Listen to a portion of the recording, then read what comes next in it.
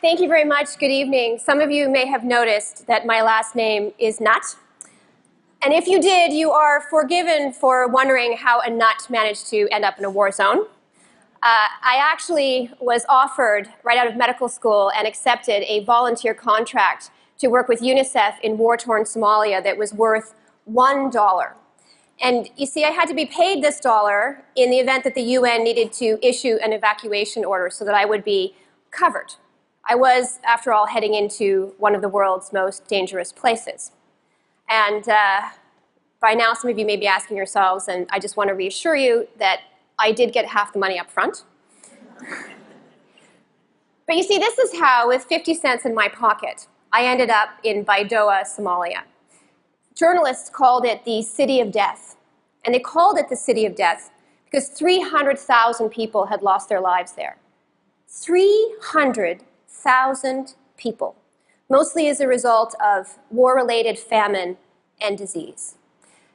I was part of a team that was tasked with trying to figure out how best to respond to this humanitarian catastrophe. And it was right on the heels of the Rwandan genocide. And aid money to the region was drying up. And many aid organizations, unfortunately, had been forced to close their doors.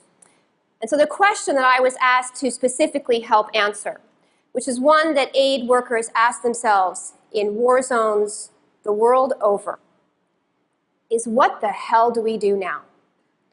You know, the security environment in Somalia at that moment in time, and nothing has really changed too much, it can best be described as Mad Max by way of A Clockwork Orange. And I remember very distinctly, a couple of days after my arrival, I went up to a feeding clinic. And there were dozens of women who were standing in line, and they were clutching their infants very close. And about 20 minutes into this conversation I was having with this one young woman, I leaned forward, and I tried to put my finger in the palm of her baby's hand. And when I did this, I discovered that her baby was already in rigor. She was stiff, and her little lifeless hand was curled into itself. And she had died hours before of malnutrition and dehydration. I later learned that as her baby was dying, this young woman had been held for 2 days by some teenage boys who were armed with Kalashnikov rifles and who were trying to shake her down for more money, money she very clearly did not have. And this is a scene that I have confronted in war zones the world over, places where kids, some as young as 8, they are this big. And those kids, they have never been to school, but they have fought and they have killed with automatic rifles. Is this just the way the world is? Some will tell you that war is unavoidably human. After all, it is as old as existence itself. And we say, never again, and yet it happens again and again and again. But I will tell you that I have seen the absolute worst of what we as human beings are capable of doing to one another. And yet, I still believe a different outcome is possible. Do you want to know why? Because over 20 years of doing this work, going in and out of war zones around the world, I have come to understand that there are aspects of this problem that we, all of us, as people occupying this shared space, that we can change, not through force or coercion or invasion, but by simply looking at all of the options available to us and choosing the ones that favor peace at the expense of war, instead of war at the expense of peace.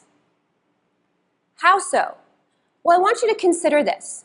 There are at least 800 million small arms and light weapons in circulation in the world today. The vast majority of civilians, like that young baby, who are dying in war zones around the world, they are dying at the hands of various armed groups who rely on a near infinite supply of cheap, easy, and efficient weapons to rape, threaten, intimidate, and brutalize those civilians at every turn. How cheap? Well, in some parts of the world, you can buy an AK-47 for as little as $10. In many places in which I have worked, it is easier to get access to an automatic rifle than it is to get access to clean drinking water. And so now the important part. Can anything be done about this? To answer that question, let's take a look at this map of the world.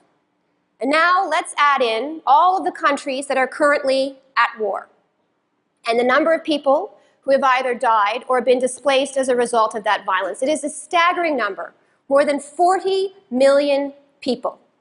But you'll also notice something else about this map. You will notice that most of those countries are in the global south.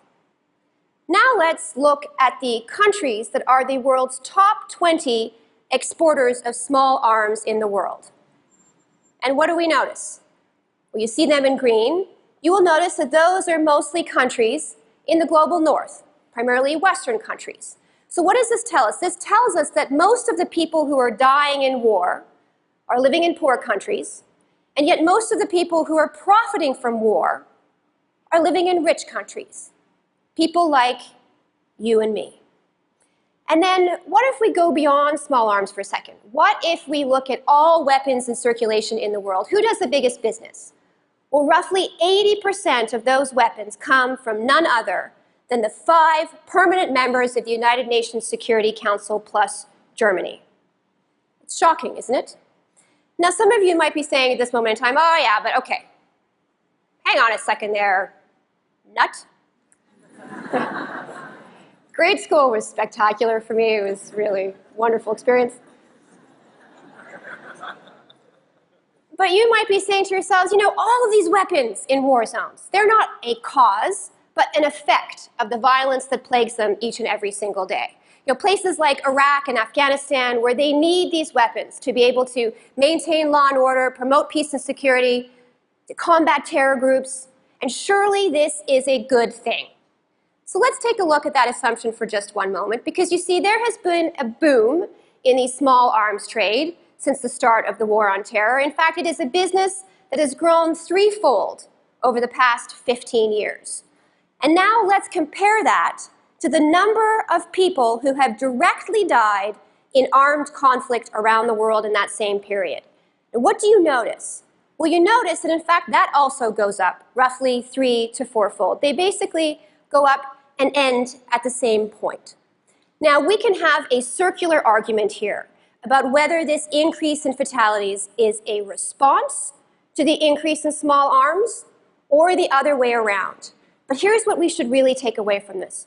What we should take away from this is that this is a relationship that is worth scrutinizing, especially when you consider that small arms that were shipped to Iraq for use by the Iraqi army or to Syria for so-called moderate opposition fighters, that those arms, many of them, are now in the hands of ISIS.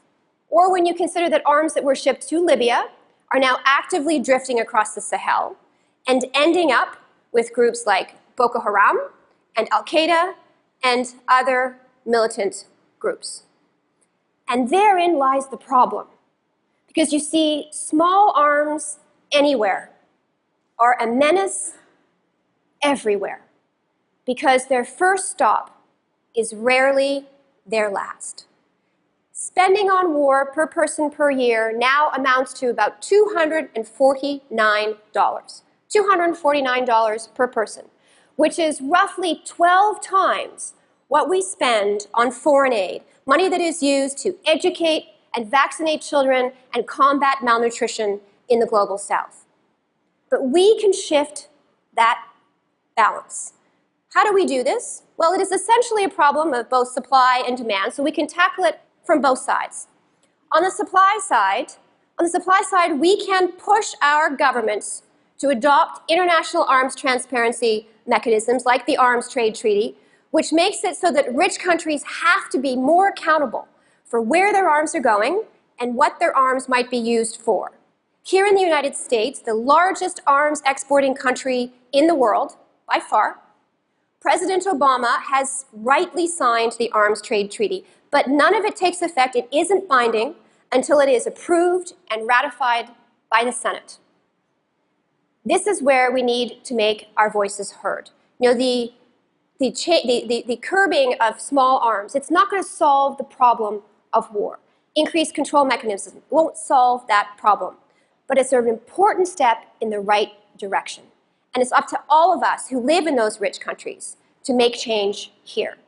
And then what about on the demand side? You know, there are generations around the world who are being lost to war. It is possible to disrupt that cycle of violence with investments in education, in strengthening the rule of law, and in economic development, especially for women. And I have personally seen just how incredibly powerful those kinds of efforts can be around the world. But here's the thing. They take time, which means for you as individuals, if you want to give, please, by all means, do it. But know that how you give is just as important as how much you give. Regular contributions, like monthly contributions, are a far more effective way of giving because they allow humanitarian organizations to properly plan and to be invested over the long term and to be present in the lives of families who have been affected by war. Wars that many of us, frankly, all too quickly forget.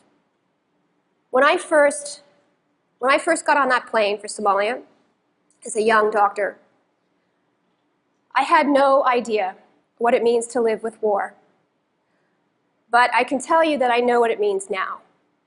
And I know what it means to lie in bed in the pitch black night and to listen to that haunting pop, pop, pop, pop, pop of automatic gunfire and to wonder with absolute dread how many minutes I have left until it will be right on top of me.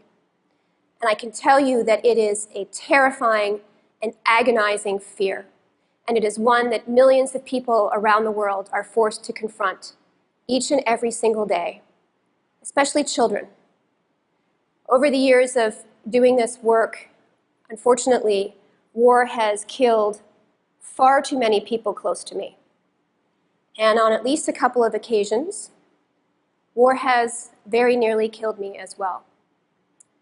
But I firmly believe, which is why I get up and I do what I do every single day, that we can make different choices here.